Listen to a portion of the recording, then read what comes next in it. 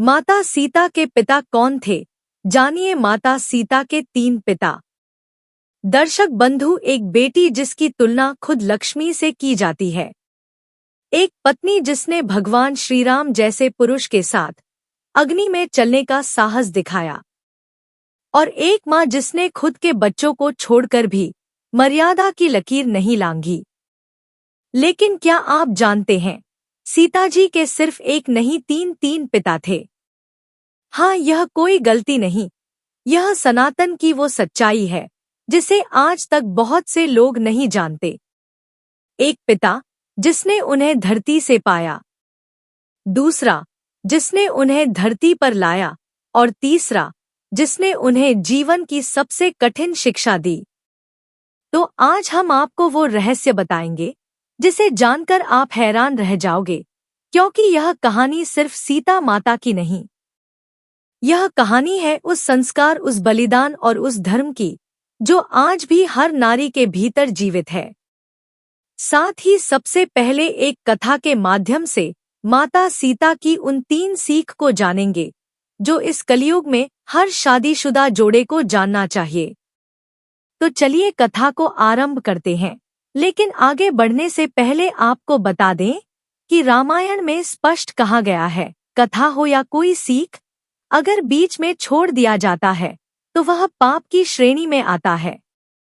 तो आपसे हम हाथ जोड़कर निवेदन करते हैं कि वीडियो को अंत तक पूरा देखें, और अगर आप सच में राम जी को मानते हैं तो आपके अपने इस आध्यात्मिक चैनल राम सीता वॉइस को अभी सब्सक्राइब करें, ताकि आपको हम कहानी के माध्यम से हर दिन कुछ नया सिखा सके।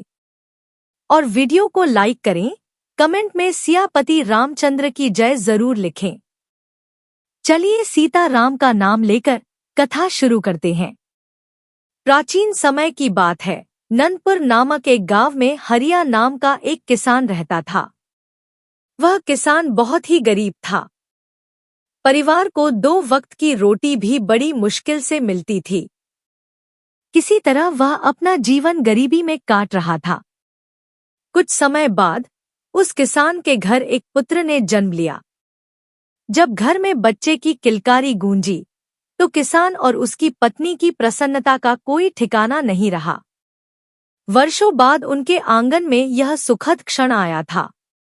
जैसे ही यह शुभ समाचार आसपास के लोगों को पता चला तो गांव के लोग और रिश्तेदार बधाई देने उनके घर आने लगे।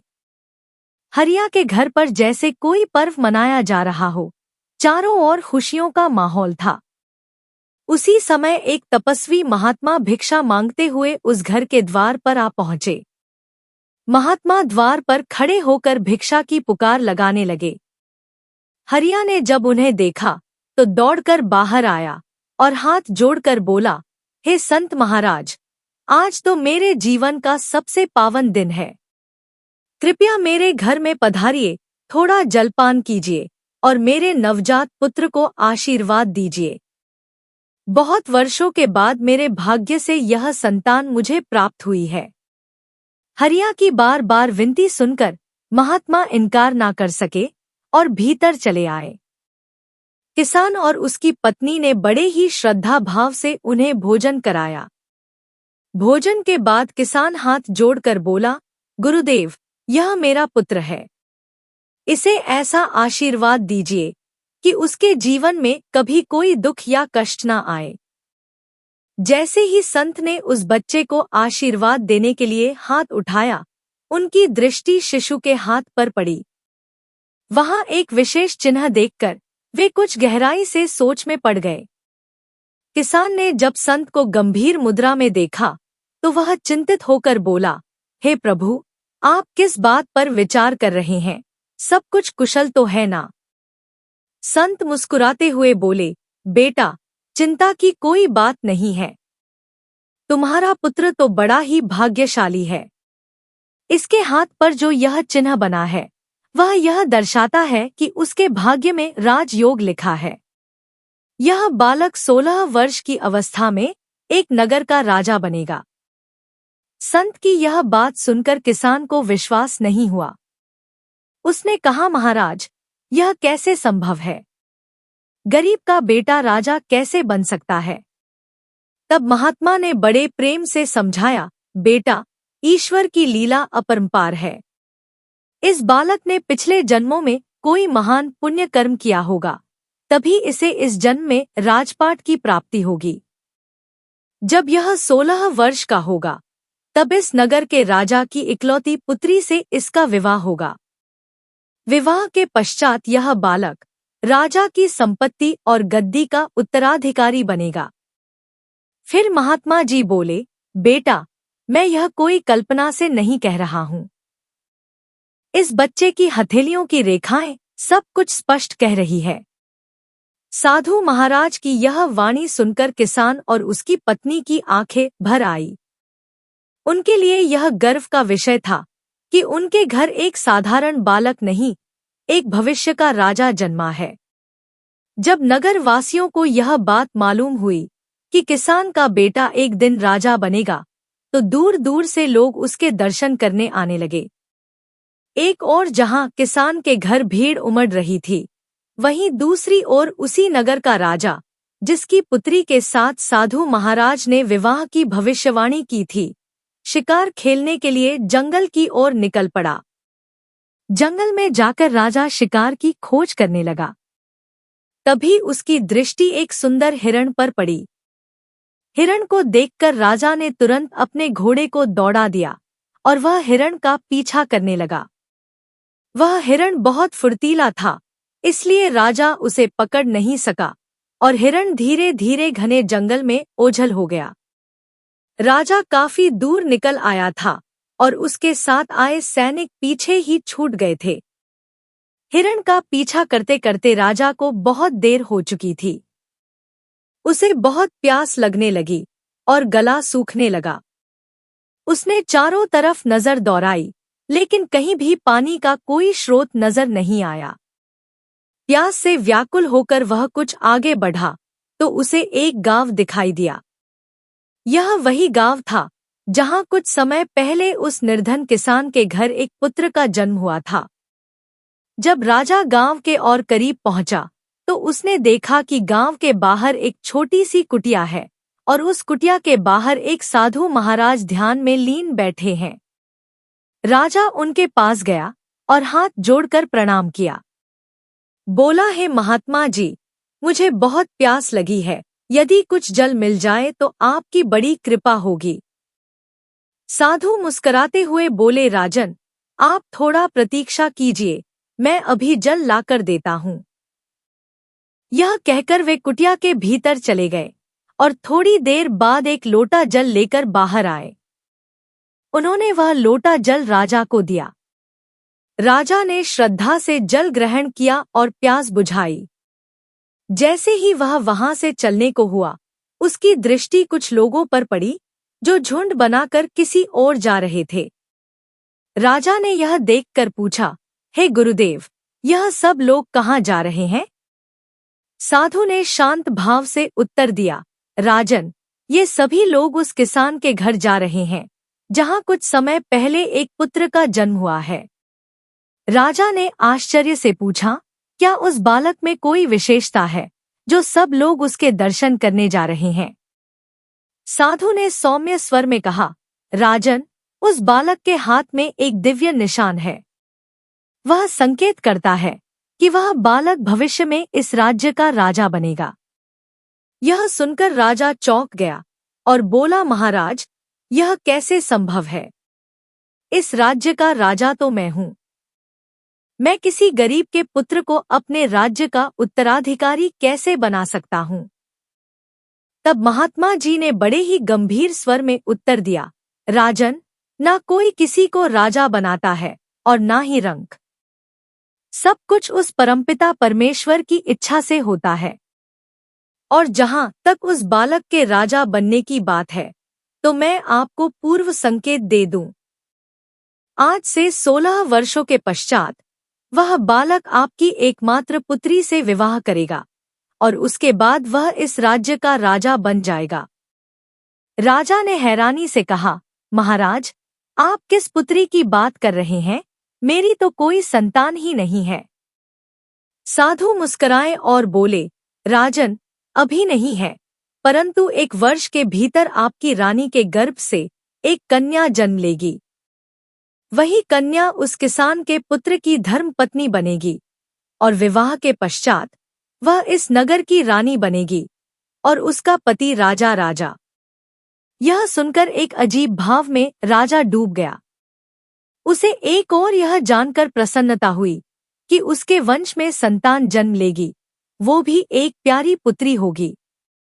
यह सोचकर उसका मन भावुक हो गया, लेकिन जब यह सुना कि उसकी पुत्री का विवाह एक गरीब किसान के पुत्र से होगा, तो उसका हृदय खिन्न हो गया। उसे क्रोध भी आया। राजा मन में विचार करने लगा, मैं एक साधारण किसान के बेटे को अपना दामाद कैसे बना सकता हूँ? यह कभी नहीं हो सकता। और फिर वह महात्मा जी से कहने लगा, आपको क्या लगता है महाराज, मैं अपनी एकमात्र पुत्री का विवाह एक निर्धन किसान के पुत्र से कर दूंगा? यह मैं कदापि नहीं होने दूंगा। महात्मा जी ने राजा की ओर देखकर शांत स्वर में कहा, राजन, जो उस बालक के भाग्य में विधाता ने लिखा है, उसे कोई मिटा नहीं सकता। भगवान का लिखा हुआ पत्थर की लकीर होता है, उसमें कोई भी बदलाव नहीं कर सकता। साथियों, उस राजा को अपनी शक्ति और सामर्थ्य पर बहुत घमंड था। उसने क्रोध में आकर कहा, महात्मा जी, चाहे कुछ भी हो जाए, मैं अपनी बेटी का विवाह उस तुच्छ किसान के बेटे से कभी नहीं होने दूंगा। और रही बात विधाता की, तो मुझ में इतनी ताकत है कि मैं उस विधाता के लिखे को भी मिटा दूंगा। महात्मा जी यह सुनकर बस मुस्कुरा दिए और बोले, राजन, मैं भी यही हूँ और आप भी यही हो। पहले समय आने दीजिए, फिर देखेंगे कि कौन किस पर भारी पड़ता है। राजा ने भी ताव में आकर कहा, ठीक है महात्मा जी, समय आने दीजिए, फिर आप स्वयं देखना। यह कहकर राजा ने महात्मा को प्रणाम किया और अपने घोड़े पर सवार होकर महल की ओर लौट गया। महल पहुंचकर राजा गहराई से सोचने लगा कि ऐसा क्या किया जाए जिससे उसकी योजना भी सफल हो जाए और कोई दोष भी ना दे। जैसे कहते हैं ना, सांप भी मर जाए और लाठी भी ना टूटे। पूरा एकांत रात राजा ने इसी सोच में गुजार दी। अंत में एक चालाक उपाय उसके मन में आया। अगली सुबह राजा ने ब्राह्मण का रूप धारण किया और चुपचाप किसान के गांव की ओर चल पड़ा। गांव पहुंचकर वह लोगों से पूछने लगा, भाइयों, वह घर कौन सा है जिसमें हाल ही में एक बालक का जन्म हुआ है?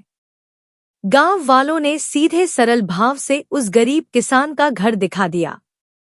राजा उस घर के सामने गया और बाहर से आवाज लगाई, क्या कोई है?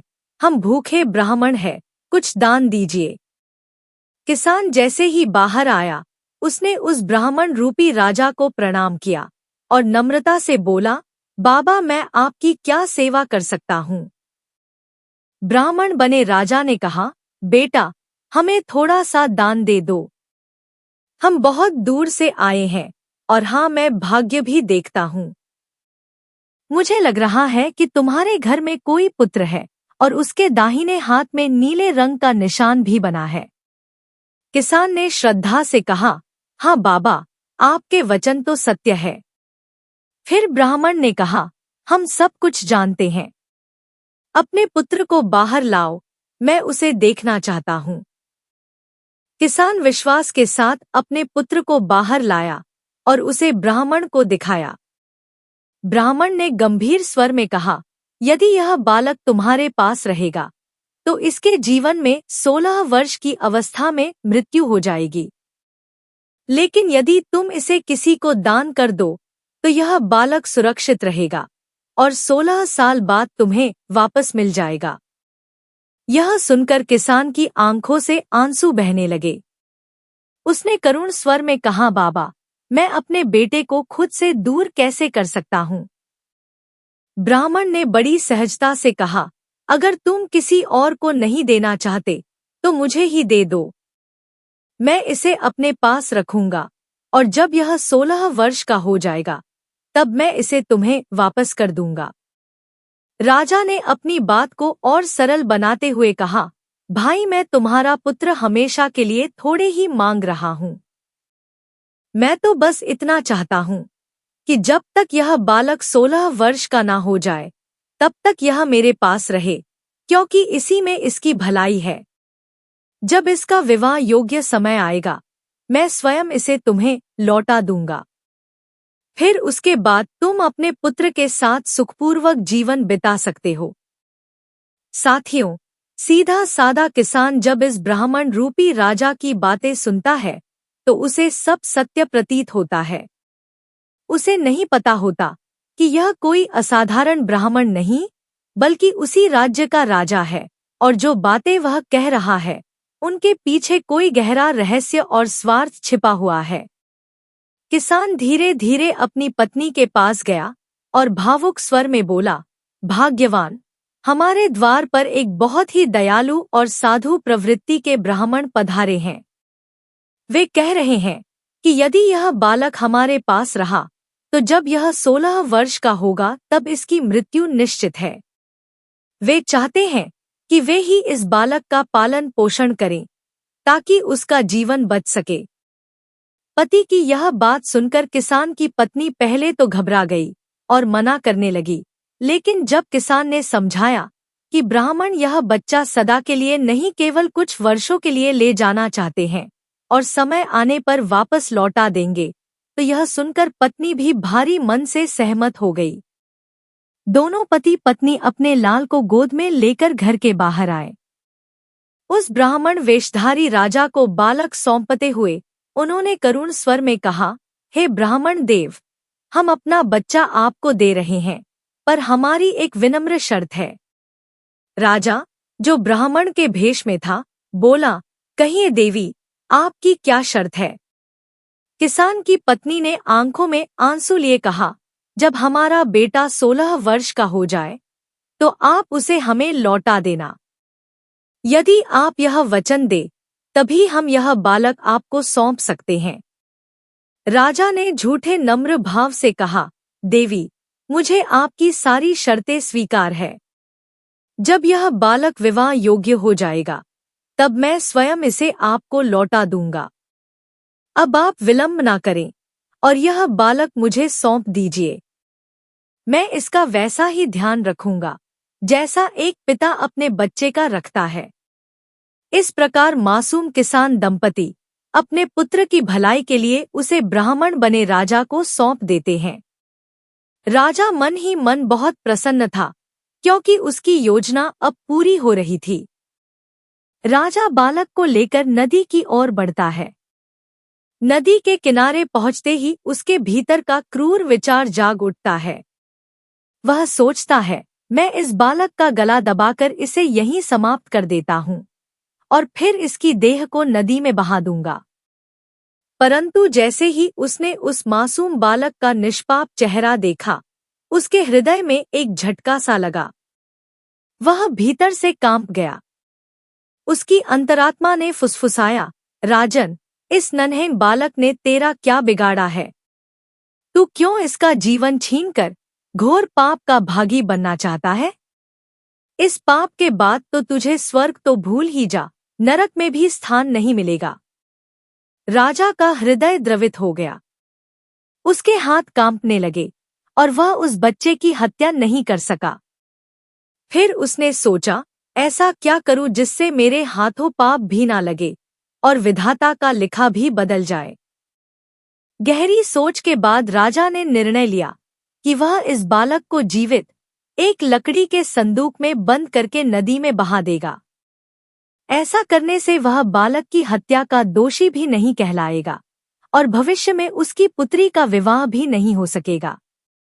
राजा ने एक विशेष लकड़ी का संदूक बनवाया जिसमें हवा भी आती जाती रहे और वह पानी में डूबे भी नहीं। फिर उस निर्दोष बालक को संदूक में सुलाया और अपने हाथों से उस संदूक को बहती नदी में प्रवाहित कर दिया। राजा अब अपने महल की ओर लौट पड़ा। उसका मन बहुत प्रसन्न था। उसे लग रहा था कि आज उसने विधाता की लकीर को मिटा दिया है। वह सोचने लगा, जब यह संदूक नदी की गहराइयों में बहता जाएगा और किसी बवंडर में फंसकर डूब जाएगा, तब यह बालक मर जाएगा, और जब बालक ही नहीं रहेगा तो मेरी बेटी का विवाह उससे कैसे होगा। यही सोचकर वह राजा बहुत प्रसन्न मन से अपने नगर की ओर लौट गया। मित्रों, वह राजा उस मासूम किसान के बेटे को नदी में प्रवाहित करके अपने रास्ते चला गया। इधर दूसरी ओर क्या हुआ कि वह लकड़ी का संदूक बहता बहता एक दूसरे नगर की नदी के किनारे चला गया। उस नगर में एक धनवान और पुण्यात्मा सेठ रहा करता था। सेठ प्रतिदिन प्रातःकाल नदी स्नान करने आया करता था। उस दिन भी जब सेठ गंगा जी में स्नान करने आया तो उसकी नजर बहते हुए उस संदूक पर पड़ी। सेठ को कुछ विचित्र सा अनुभव हुआ। वह धीरे धीरे उस संदूक के पास पहुंचा और बड़े ही जतन से उसे खोलने लगा। जैसे ही संदूक खोला तो सेठ की आंखें आश्चर्य से फटी की फटी रह गई। उसमें एक नन्हा सा बालक बहुत ही शांत भाव से अपने हाथ का अंगूठा चूसते हुए लेटा हुआ था। सेठ ने उस बालक को देखा तो उसका हृदय द्रवित हो गया। उसने झुककर बालक को उठाया और अपने हृदय से लगा लिया। उसके मन में एक ही भाव आया, माँ गंगा ने मेरी वर्षों की पुकार सुन ली है। मैं तो प्रतिदिन आस्था से माँ गंगा का स्नान करता हूँ और उन्होंने प्रसन्न होकर यह दिव्य बालक मुझे सौंप दिया है। सेठ ने श्रद्धा से माँ गंगा को प्रणाम किया और उस बालक को लेकर अपने घर की ओर चल पड़ा। जब वह अपने घर पहुंचा तो उसकी पत्नी ने आश्चर्य से पूछा, यह बालक कहाँ से आया? सेठ ने पत्नी को सारा वृतांत बताया और भावुक होकर कहा, भाग्यवान, माँ गंगा ने हमारी गोद भर दी है। देखो, उन्होंने हमारे घर यह अमूल्य रत्न भेजा है। सेठानी ने हाथ जोड़कर माँ गंगा का धन्यवाद किया और बालक को अपने हाथों में लेकर स्नेह से भर गई।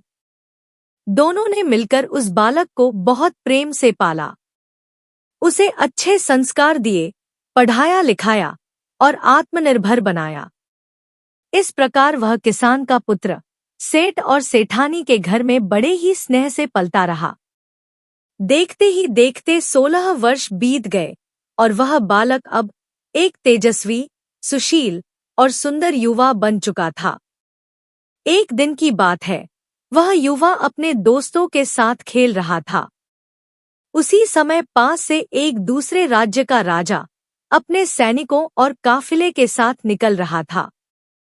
मित्रों, जैसे ही वह काफिला वहां से गुजर रहा था, तभी एक छोटा सा बच्चा गलती से काफिले के सामने आ गया। सभी सैनिक अपनी ही धुन में थे।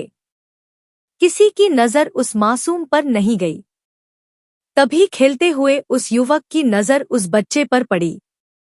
वह एक पल भी बिना गंवाए दौड़कर उस मासूम को काफिले से खींचकर दूर ले आता है और उसकी जान बचा लेता है।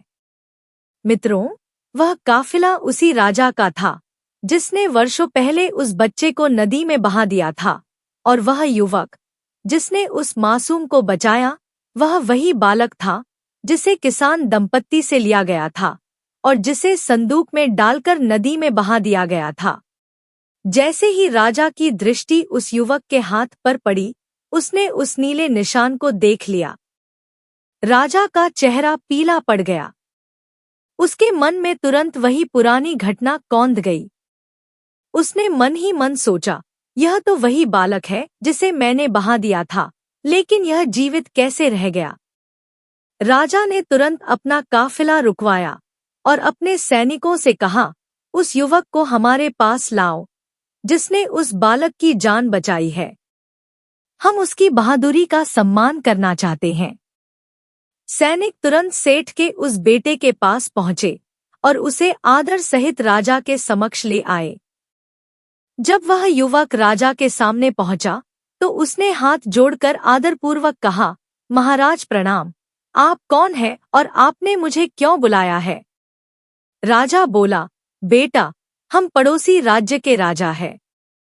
तुम्हारी बहादुरी देखकर हम तुम्हें इनाम देना चाहते हैं, पर उससे पहले हम तुमसे कुछ बातें पूछना चाहते हैं। सेठ का लड़का हाथ जोड़कर बोला, कहिए राजन, आप मुझसे क्या जानना चाहते हैं? राजा ने पूछा, बेटा तुम्हारा गांव कौन सा है, तुम्हारे माता पिता कौन है, और यह जो तुम्हारे हाथ पर नीला निशान है यह कैसे बना? उस लड़के ने विनम्रता से उत्तर दिया, हे राजन, मैं पास के गांव में रहता हूँ। मेरे पिताजी मानव सेठ है, जो बहुत ही धनवान और परोपकारी है, और यह जो नीला निशान है यह तो मेरे हाथ पर बचपन से ही है। पर आप यह सब क्यों पूछ रहे हैं? राजा ने मुस्कुरा कर कहा, बस यूं ही, कोई खास बात नहीं है। फिर राजा बोला, बेटा, हम तुम्हारे माता पिता से मिलना चाहते हैं, क्या तुम हमें अपने घर ले चलोगे? लड़का प्रसन्न होकर बोला, क्यों नहीं राजन, यह तो हमारे लिए सौभाग्य की बात है। आइए मैं आपको अभी अपने माता पिता से मिलवाने ले चलता हूँ। इस प्रकार राजा इस बात की पुष्टि करने के लिए कि यह वही बालक है जिसे उसने कभी नदी में बहा दिया था, उस युवक के साथ वह सेठ के घर पहुंचता है। सेठ जी जब अपने बेटे के साथ किसी राजसी व्यक्ति को आते देखते हैं तो चकित हो जाते हैं और सोचने लगते हैं कहीं कोई बड़ी बात तो नहीं हो गई जो खुद राजा हमारे द्वारा पधारे हैं। जब राजा सेठ जी के पास पहुंचे तो सेठ ने हाथ जोड़कर पूछा, महाराज, आप किस राज्य के राजा हैं और किस कारण से हमारे यहाँ पधारे हैं? राजा ने मधुर स्वर में कहा, सेठ जी, मैं आपके पड़ोस के राज्य का राजा हूँ और आज मैं आपके घर बधाई देने आया हूँ। सेठ ने पूछा, किस बात की बधाई महाराज? राजा बोले, आपका पुत्र बहुत ही साहसी है। आज उसने अपनी जान की परवाह किए बिना एक मासूम की जान बचाई है। सेठ जी जब अपने पुत्र की प्रशंसा राजा के मुख से सुनते हैं तो उनका हृदय गर्व से भर जाता है। वे बोले, महाराज, मेरा बेटा तो बचपन से ही निडर है। जब से यह हमें मिला है तब से हमारे घर में केवल सुख और समृद्धि आई है। राजा ने चौंक कर पूछा, आपको मिला है? मैं समझा नहीं। सेठ बोले, अब आपसे क्या छुपाऊं महाराज, यह हमारा अपना पुत्र नहीं है। हमें यह गंगा किनारे एक संदूक में पड़ा मिला था। मित्रों, यह सुनते ही राजा सन्न रह गया। उसे विश्वास हो गया कि यह वही बालक है जिसे उसने वर्षों पहले नदी में बहा दिया था। उसका मन क्षुब्ध हो उठा। कुछ देर सोचकर राजा बोला, सेठ जी, मैं आपके पुत्र की वीरता से बहुत प्रभावित हूँ। मुझे अपनी पुत्री की रक्षा के लिए ऐसे ही वीर और सच्चे युवकों की आवश्यकता है। यदि आप अनुमति दें तो मैं आपके पुत्र को अपने राज्य में नौकरी देना चाहता हूँ। सेठ बोले, महाराज, यह तो हमारे लिए बड़े गर्व की बात होगी। मेरा पुत्र आपके जैसे धर्मप्रिय राजा की सेवा करे, इससे बड़ा सौभाग्य और क्या हो सकता है। सेठ की सहमति मिलने पर राजा ने एक पत्र लिखा, उसे लिफाफे में रखा और उस पर अपनी मुहर लगा दी। फिर राजा ने उस युवक से कहा, बेटा, मैं अभी एक जरूरी कार्य से दूसरे राज्य जा रहा हूँ। तुम इस पत्र को लेकर मेरे राज्य चले जाओ और जाकर यह पत्र मेरी महारानी को देना। पत्र पढ़ते ही वह तुम्हें सेवा का अवसर दे देंगी। मित्रों, इधर राजा अपने काफिले के साथ आगे निकल गया, उधर सेठ का पुत्र उस पत्र को लेकर राजा के नगर की ओर चल पड़ा। चलते चलते वह एक घने जंगल में पहुंचा। जंगल में वह रास्ता भूल गया और दूसरी दिशा में बढ़ने लगा। वह रास्ता सीधा एक डाकुओं के अड्डे की ओर जाता था। चलते चलते वह डाकुओं के अड्डे के पास पहुंच गया। वहां एक झोपड़ी देखकर वह रुका और मन में सोचा, आज की रात क्यों ना यहीं विश्राम कर लूं। यह विचार कर वह झोपड़ी की ओर बढ़ा। जैसे ही उसने झोपड़ी के भीतर झांका तो वह चौंक गया। बाहर से टूटी फूटी दिखने वाली झोपड़ी के भीतर नीचे उतरने के लिए सीढ़ियां बनी थी। वह सीढ़ियां सीधी एक भव्य और चमकदार महल की ओर जाती थी। मित्रों, जैसे ही वह युवक सीढ़ियां उतरकर नीचे पहुंचा तो उसने देखा कि एक वृद्धा रसोई में बैठी हुई भोजन बना रही है। जब उस बुजुर्ग माँ की दृष्टि उस युवक पर पड़ी तो वह चौंक गई और बोली, बेटा तुम कौन हो, कहाँ से आए हो और बिना अनुमति के इस स्थान में कैसे आ गए? सेठ के पुत्र ने हाथ जोड़कर विनम्रता से कहा, मैं यहाँ रास्ता भटक गया हूँ और अनजाने में आपके पास आ पहुँचा हूँ। यदि आप कृपा करके मुझे एक रात के लिए यहाँ ठहरने दे तो आपकी बहुत बड़ी मेहरबानी होगी। मैं वचन देता हूँ कि प्रातः होते ही यहाँ से चला जाऊंगा। उस मासूम की बात सुनकर वृद्धा का मन थोड़ा पिघल गया, लेकिन वह चिंतित होकर बोली, बेटा मुझे तो कोई आपत्ति नहीं, परंतु तुम नहीं जानते कि जहाँ तुम खड़े हो यह स्थान डाकुओं का अड्डा है।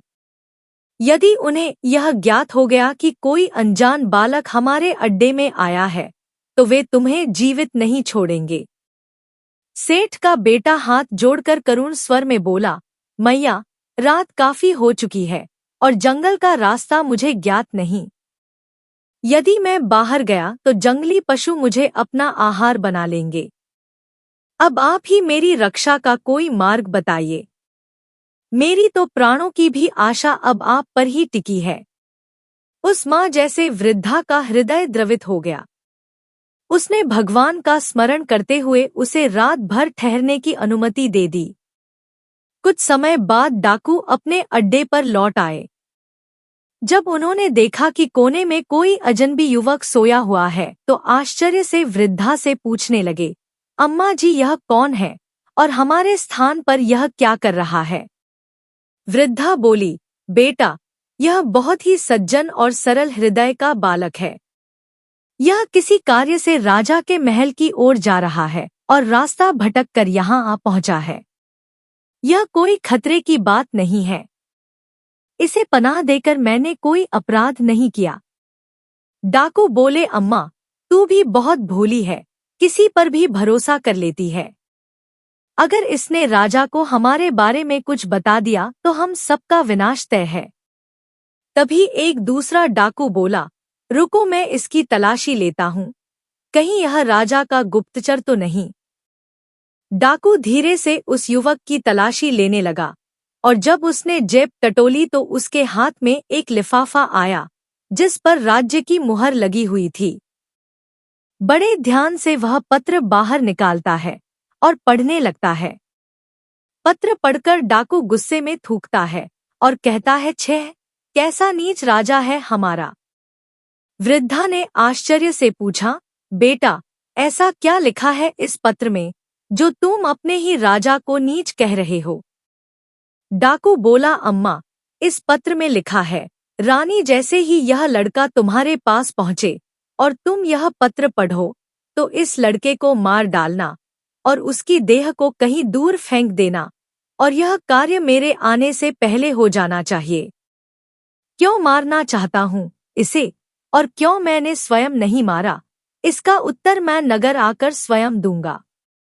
मित्रों, जब उस बुढ़िया ने डाकू के मुख से उस चिट्ठी में लिखी बातों को सुना तो बहुत व्यथित हो गई। उसने दुख और आश्चर्य के साथ कहा, बड़ा ही दुष्ट राजा है जो अपने ही भेजे हुए बालक को मरवाने का आदेश दे रहा है। यह सोचकर उस दयालु वृद्धा के मन में यह बात आ गई कि मुझे इस मासूम बालक को किसी भी तरह बचाना चाहिए। यह मेरा धर्म है। उसने तुरंत डाकुओं से कहा, बेटा तुम इस चिट्ठी को बदल दो। इसके स्थान पर एक नई चिट्ठी लिखो और उसमें यह लिखो कि रानी, मैं जिस लड़के को तुम्हारे पास भेज रहा हूँ यह बड़ा ही सज्जन, ज्ञानी और गुणवान है। मैंने इसे अपनी पुत्री के विवाह के लिए चुना है, इसीलिए जैसे ही यह तुम्हारे पास पहुँचे तुम बिना किसी देर किए इसका विवाह राजकुमारी से करवा देना। और ध्यान रखना, यह कार्य मेरी नगर वापसी से पहले हो जाना चाहिए। क्यों मैं इसे अपना दामाद बनाना चाहता हूँ और इसमें कौन सी विशेषता है, इसका उत्तर मैं लौटकर स्वयं दूंगा, तुम्हारा प्रिय राजा।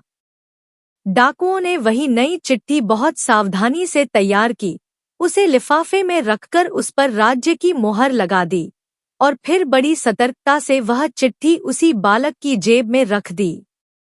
इसके बाद डाकुओं ने भोजन किया और चोरी के लिए अड्डे से बाहर निकल गए। उधर अगली सुबह जब हुई तो बूढ़ी माँ ने उस लड़के को उठाया और स्नेहपूर्वक कहा, बेटा, प्रभात हो चुका है, अब तुम जहां जाना चाहो वहां जा सकते हो। सेठ के पुत्र ने झुककर बुढ़िया के चरणों में प्रणाम किया और मार्ग पूछा और आशीर्वाद लेकर अपनी मंजिल की ओर चल पड़ा। कुछ समय बाद वह युवक राजमहल पहुंचा और महारानी के सामने उपस्थित हुआ। उसने विनम्रतापूर्वक कहा, रानी साहिबा, महाराज ने यह पत्र आपके नाम भेजा है। कृपया आप इसे पढ़ें और मुझे बताएं कि मुझे अब क्या करना है। महारानी ने पत्र को लिफाफे से निकाला और ध्यानपूर्वक पढ़ना आरंभ किया। उसमें लिखा था, यह लड़का बड़ा ही नेक, बुद्धिमान और सद्गुणों से युक्त है। यह राजकुमारी से विवाह करने योग्य है। मेरी नगर वापसी से पहले ही इसका विवाह राजकुमारी से करवा देना। चिट्ठी पढ़ते ही रानी के मन में अनेक विचार आने लगे। महाराज ने इस अनजान बालक को अपनी बेटी का वर कैसे बना दिया? ऐसा कौन सा गुण देख लिया जो तुरंत विवाह का आदेश दे दिया? परंतु जब उसने चिट्ठी पर राजा के हस्ताक्षर और राज्य की मुहर देखी और यह भी पढ़ा कि मैं तुम्हारे सभी सवालों के उत्तर नगर लौट कर दूंगा, तब उसने कोई देर ना करते हुए तुरंत पंडित को बुलवाया और राजकुमारी का विवाह उस युवक से संपन्न करवा दिया। इस प्रकार वह युवक राजा का दामाद बन गया और राजमहल में राजकुमारी के साथ सुखपूर्वक रहने लगा। कुछ दिन बाद राजा अपने कामों से निवृत्त होकर नगर को लौटा। वह बहुत प्रसन्न था क्योंकि उसके मन में यही चल रहा था कि अब तक तो रानी ने मेरी आज्ञा का पालन कर उस लड़के को मरवा दिया होगा। अब मेरी पुत्री का विवाह उस बालक से कभी नहीं हो सकता। मैंने तो विधाता का लिखा भी मिटा दिया।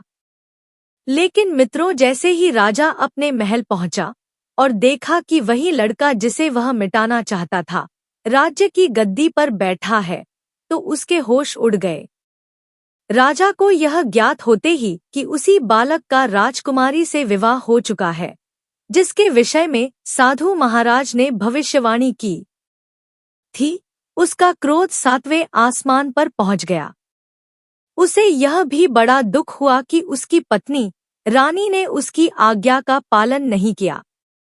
राजा ने महारानी से कठोर स्वर में पूछा, जब मैंने तुम्हें इस लड़के को समाप्त करने का आदेश दिया था, तब तुमने इसका विवाह राजकुमारी से क्यों करवा दिया? राजा की यह बात सुनकर महारानी शांत भाव से बोली, महाराज, मैंने तो वही किया जैसा आपने अपने पत्र में लिखा था। इसमें मेरी क्या गलती है? राजा ने क्रोध में आकर कहा, चिट्ठी लाओ, मैं स्वयं देखता हूँ। महारानी भीतर गई और वह पत्र लेकर आई। राजा ने जैसे ही लिफाफा खोला और उसमें लिखी बातें पढ़ी तो उसके नेत्र आश्चर्य से फैल गए, क्योंकि उसमें तो कुछ और ही लिखा था। यह देखकर राजा का क्रोध और बढ़ गया। उसने सैनिकों से कहा, जाओ और जिस लड़के से राजकुमारी का विवाह हुआ है उसे पकड़कर मेरे सामने लाओ। सैनिकों ने तुरंत आज्ञा का पालन किया और उस युवक को, जो किसान का पुत्र था, राजा के समक्ष ले आए। राजा ने गुस्से से कहा, तुम्हारी इतनी हिम्मत कैसे हुई कि मेरी बेटी से विवाह कर लिया? तुमने मुझे धोखा दिया है और मेरे राज्य में धोखे की सजा केवल मृत्यु है। अब तुम मरने के लिए तैयार हो जाओ। मैं तुम्हें अपना दामाद किसी भी हाल में स्वीकार नहीं कर सकता। तुम एक गरीब किसान के बेटे हो और गरीब ही रहोगे। मैं भी देखता हूँ कि तुम कैसे इस नगर के राजा बनते हो। मित्रों, राजा की यह बात सुनकर वह युवक हाथ जोड़कर बोला, महाराज, मैं तो कुछ भी नहीं जानता। मैंने आपको कोई धोखा नहीं दिया है। आप बार बार मुझे किसान का बेटा कह रहे हैं, लेकिन मुझे बचपन से यही पता है कि मैं एक सेठ का बेटा हूँ। राजा ने कठोर स्वर में कहा, अब मुझे अपनी बातों में उलझाने की कोशिश मत करो। आज का दिन तुम्हारे जीवन का अंतिम दिन होगा। यह कहकर राजा ने तलवार उठाई। राजा जैसे ही तलवार उठाता है, राजकुमारी दौड़कर आ जाती है और अपने पति के सामने खड़ी हो जाती है। वह कहती है, पिताजी, यह मेरे पति है, मेरे स्वामी है।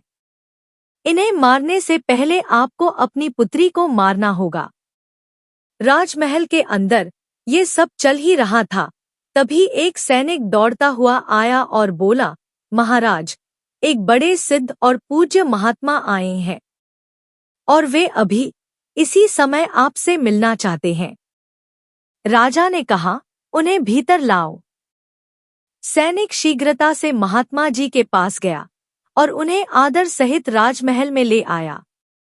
राजा ने उठकर महात्मा जी को साष्टांग प्रणाम किया और उनके आने का उद्देश्य पूछा। महात्मा जी मुस्कुराते हुए बोले, राजन, लगता है आपने मुझे पहचाना नहीं। मैं वही साधु हूँ जिससे आप 16 वर्ष पूर्व मिले थे। मैंने ही आपको बताया था कि 16 वर्ष बाद आपकी पुत्री का विवाह एक निर्धन किसान के पुत्र से होगा। तब आपने कहा था कि आप राजा हैं और आप जो चाहे वो कर सकते हैं। लेकिन देखा राजन, भाग्य की लेखनी को कोई नहीं मिटा सकता। राजा ने हाथ जोड़कर कहा, गुरुदेव, आप सत्य कह रहे हैं। मैं समझ गया हूँ कि कोई भी मनुष्य ना किसी का भाग्य बदल सकता है और ना ही टाल सकता है। विधि का विधान अटल है। मैं अब अपनी हार स्वीकार करता हूँ। महात्मा जी बोले, राजन, जो विधाता ने लिखा है वही होकर रहता है। अब तुम इस बालक को अपना दामाद स्वीकार करो और पूरे राज्य का भार इसे सौंप दो। यही प्रभु की इच्छा है और इसमें ही तुम्हारा कल्याण है। मित्रों, राजा ने अपनी सारी भूल स्वीकार की और अपने मन के अभिमान को त्याग दिया। उसने किसान के बेटे को अपना दामाद मानकर राज्य का उत्तराधिकारी बना दिया। पूरा नगर राजा की इस उदारता और धर्म बुद्धि की प्रशंसा करने लगा। लोग कहने लगे, देखो कैसा महान राजा है जिसने अपनी बेटी का विवाह एक साधारण युवक से किया और उसे ही अपना उत्तराधिकारी बना दिया। उधर किसान का बेटा, जो अब राजा बन चुका था, वह भी भक्ति, सच्चाई और न्याय से राज्य का संचालन करने लगा और सबके दिलों में बस गया। राजा ने सोचा, मैंने चाहे जितनी भी कोशिश की, लेकिन अंत में हुआ वही जो विधाता ने पहले से तय कर रखा था। मित्रों, इस कथा से हमें यह सीख मिलती है कि कुछ बातें हमारे वश में नहीं होती है। वे पहले से ही तय होती है, जिन्हें हम चाहें भी तो बदल नहीं सकते।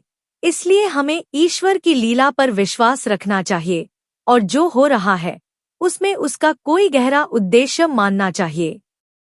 दर्शक बंधु, इस कथा से हम माता सीता की उन 3 अनमोल सीख को सीखेंगे जिसे इस कलयुग में हर मनुष्य को अपने जीवन में उतारना चाहिए।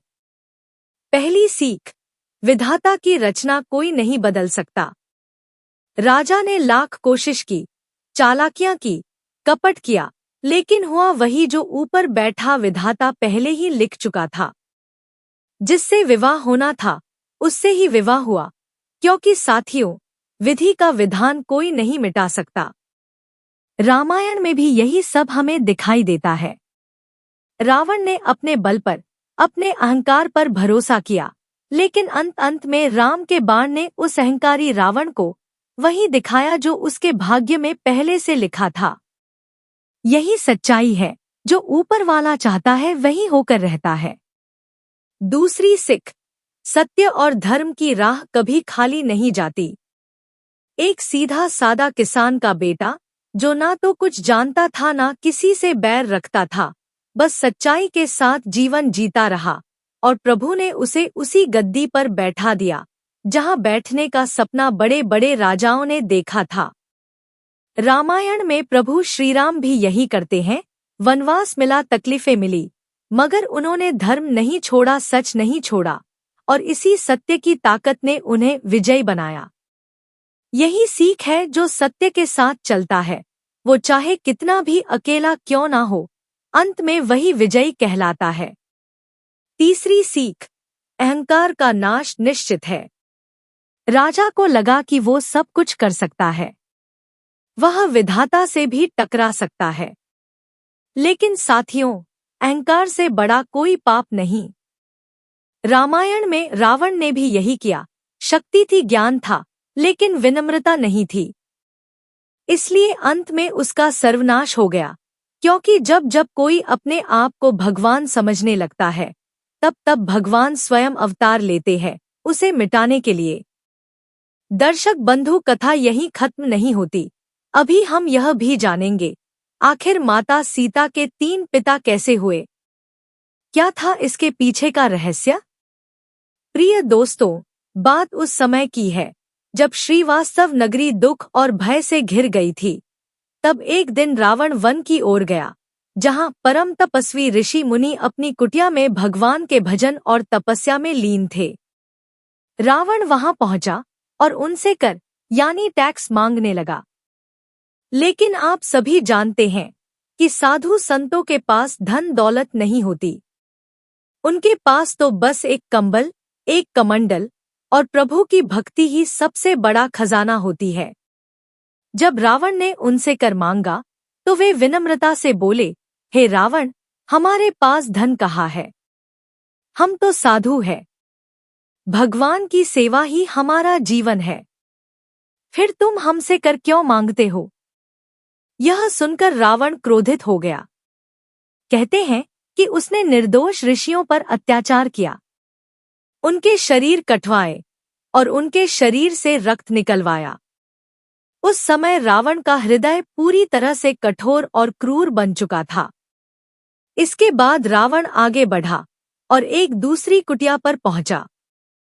वहां एक घड़ा रखा हुआ था। उस स्थान पर रहने वाले संत प्रतिदिन उस घड़े में थोड़ा थोड़ा दूध अर्पित करते थे। वे इसे माता लक्ष्मी का अतिथि मानकर सेवा करते थे, ताकि उनका आशीर्वाद प्राप्त हो। लेकिन उस समय ऋषि वहां उपस्थित नहीं थे। रावण ने वह पवित्र घड़ा उठा लिया और उसमें तपस्वियों का रक्त भरवा दिया। फिर वह वहां से जाने लगा। तभी दूर से आवाज आई, रावण, तूने तप से बल तो प्राप्त किया, लेकिन अहंकार में तू अंधा हो गया। तूने जो हमारे साथ अन्याय किया है, यही घड़ा, यही रक्त, यही तेरे विनाश का कारण बनेगा। और जहां कहीं भी तू इस रक्त को रखेगा, वहां अकाल पड़ेगा, धरती बंजर हो जाएगी, अन्न जल लुप्त हो जाएगा। परंतु अभिमानी रावण ने इस श्राप को हल्के में लिया और वह घड़ा लेकर आगे बढ़ गया। अब आगे जानिए कैसे उस श्राप ने रावण के पूरे साम्राज्य को संकट में डाल दिया। प्रिय दोस्तों, रावण ने ऋषियों के रक्त से भरे उस घड़े को अपने महल के एक कमरे में रखवा दिया और अपनी पत्नी मंदोदरी से कहा, यह एक विषैला और रहस्यमय पदार्थ है, इसे इस कमरे में बंद कर दो और कभी इसे मत खोलना और किसी को भी अंदर मत जाने देना। मंदोदरी ने रावण की बात मान ली और वह कमरा सदा के लिए बंद करवा दिया। रावण का स्वभाव विलासी हो चला था। वह वन विहार के बहाने जंगलों में जाता और अन्य स्त्रियों के साथ समय बिताता। एक दिन मंदोदरी को यह कठोर सत्य ज्ञात हुआ कि उसका पति रावण उसके होते हुए भी दूसरी स्त्रियों के साथ समय बिताता है। यह जानकर वह टूट गई। उसने सोचा, जब मेरे होते हुए भी रावण को दूसरों की आवश्यकता है, तो फिर मेरे जीवन का क्या अर्थ है? मुझे इस धरती पर जीवित रहने का कोई हक नहीं। और उसने मृत्यु का विचार कर लिया। अब आगे जानिए कैसे मंदोदरी ने इस पीड़ा से जूझने का निर्णय लिया। प्रिय दोस्तों, यह बात सत्य है कि एक नारी अपने घर में सब कुछ सह सकती है, चाहे धन की कमी हो या कठिन परिस्थितियां हो, वह मेहनत करके जीवन चला सकती है। लेकिन अगर उसका पति किसी और स्त्री के साथ जुड़ जाए, तो यह बात वह कभी नहीं सह सकती। यही कारण था कि मंदोदरी को गहरा आघात पहुंचा। उसने सोचा, जब मेरे होते हुए भी रावण पराई स्त्रियों के साथ है तो मेरा अस्तित्व व्यर्थ है। वह आत्महत्या करने का निश्चय कर बैठी। उसे स्मरण आया कि कुछ समय पहले रावण एक घड़े में कोई विषैला पदार्थ लाया था और उस घड़े को एक गुप्त कमरे में बंद करवा दिया था।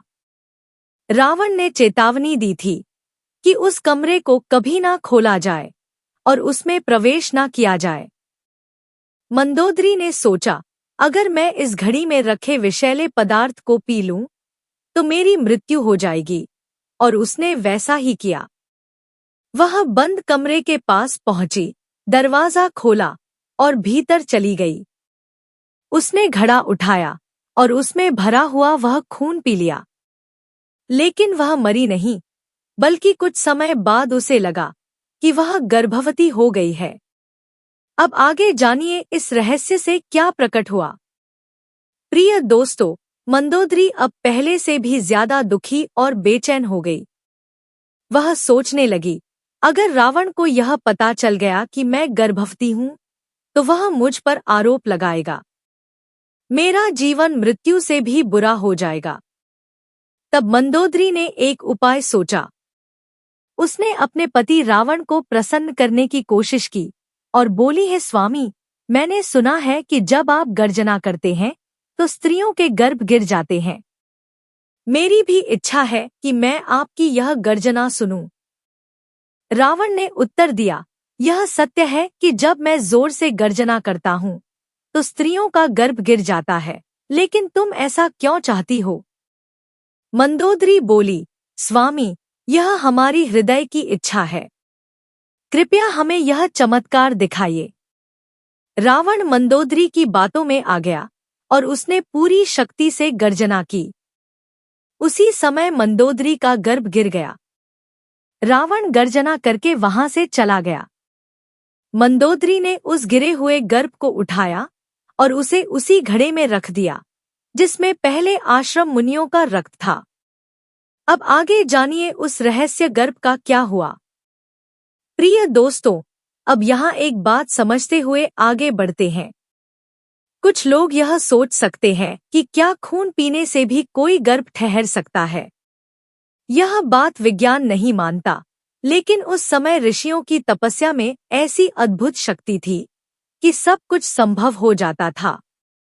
आपने सुना होगा कि सुग्रीव का जन्म सूर्य देव की दृष्टि से हुआ था और बाली का जन्म इंद्र की दृष्टि से।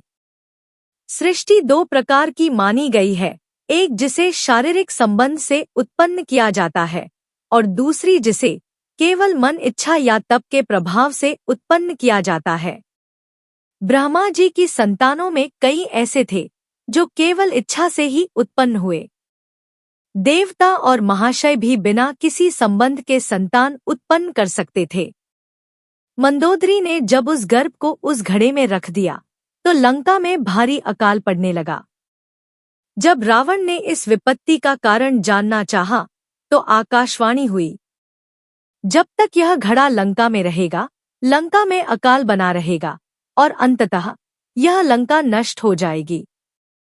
रावण ने सोचा, अगर मैं इस घड़े को किसी दूसरे राज्य में गाड़ दूं तो मेरी लंका बच जाएगी। उसने घड़ा राजा जनक के राज्य की सीमा में जाकर गाड़ दिया और वापस लौट आया। अब जनक के राज्य में बारिश बंद हो गई, खेत सूखने लगे और लोग भूख से पीड़ित होने लगे। राजा जनक ने विद्वानों और पुरोहितों को बुलाया और उनसे कारण पूछा। पुरोहितों ने बताया कि महाराज, आपको भूमि यज्ञ करना होगा, तभी वर्षा होगी। राजा जनक ने अपनी धर्मपत्नी रानी सुनयना के साथ भूमि पर हल चलाया। जब हल का अग्रभाग, जिसे सीट कहते हैं, उस घड़े से टकराया तो हल आगे नहीं बढ़ पाया। जनक ने खुदाई करवाई और वहां से एक घड़ा निकला। जैसे ही घड़ा खुला, उसमें से एक सुंदर हंसती हुई कन्या प्रकट हुई। उस कन्या का नाम रखा गया सीता। यह नाम दो कारणों से पड़ा। पहला, वह एक शीतल घड़े से प्रकट हुई थी और दूसरा, हल के अग्रभाग सीट से टकराकर प्रकट हुई थी। यज्ञ हुआ, वर्षा हुई और अकाल समाप्त हो गया। राजा जनक और रानी सुनयना ने उस कन्या को अपनी पुत्री के रूप में अपनाया। तो दोस्तों, इस प्रकार माता सीता का जन्म हुआ। अब आते हैं उसी प्रश्न पर, सीता का पिता कौन था? आप सोच रहे होंगे कि पिता तो एक होता है, फिर तीन कैसे? आश्चर्य मत कीजिए, शंका मत कीजिए। सीता के पहले पिता थे वे आर्ष मुनि, जिनका तपोबल, जिनकी तपस्या और जिनके रक्त से सीता उत्पन्न हुई, इसलिए सीता उन्हीं की पुत्री मानी जाती है। अब जानिए सीता के दूसरे और तीसरे पिता कौन थे। दूसरे पिता थे रावण, क्योंकि उसी के कारण मंदोदरी ने वह रक्त पिया था जिससे गर्भ ठहरा। मंदोदरी रावण की पत्नी थी, और पत्नी के गर्भ में जो संतान होती है वह समाज में पति की संतान मानी जाती है, इसलिए सीता रावण की भी पुत्री कही जाती है।